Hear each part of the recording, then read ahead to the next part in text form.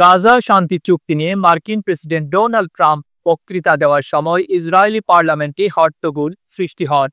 একজন আইন প্রণেতা ট্রাম্পের দিকে চিৎকার করে ফিলিস্তিনকে স্বীকৃতি দিন স্লোগান দেন। শুধু তাই নয়, তিনি ট্রাম্পকে সন্ত্রাসী বলেও বর্ণনা করেন।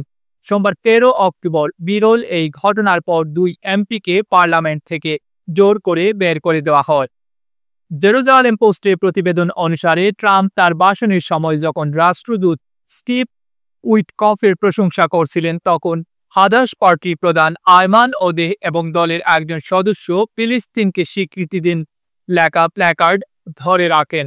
পার্লামেন্ট থেকে বের করে দেওয়ার জবাবে ওদেহ বলেছেন, তিনি সবচেয়ে মৌলিক দাবি উত্থাপন করেছেন।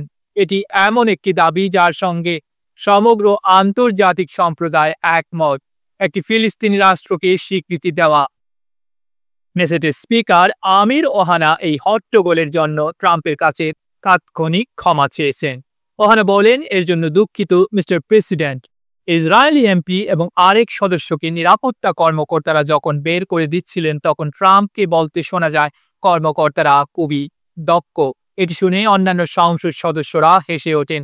এদিকে পার্লামেন্ট থেকে বের করে দেওয়ার আগে নিজের বক্তৃতায় ওদেহ প্রধানমন্ত্রী বেনিয়ামিন নেতানিয়াহুর সমালোচনা করে বলেন, নেসেটে ভণ্ডামির মাত্রা অসহনীয়। তিনি বলেন, নজিরবিহীন তোষামোদের মাধ্যমে নেতানিয়াহুকে উচ্চ পদে অধিষ্ঠিত করলে তাকে বা তার সরকারকে গাজায় সংগঠিত মানবতা বিরোধী অপরাধ থেকে অব্যাহতি দেওয়া যাবে না। এমনকি লাখ লাখ ফিলিস্তিনি এবং হাজার হাজার ইসরায়েলি নিহতদের রক্তপাতের দায় থেকেও তাকে মুক্তি দেওয়া যাবে না। ডেস্ক রিপোর্ট, আধুনিক কাগজ।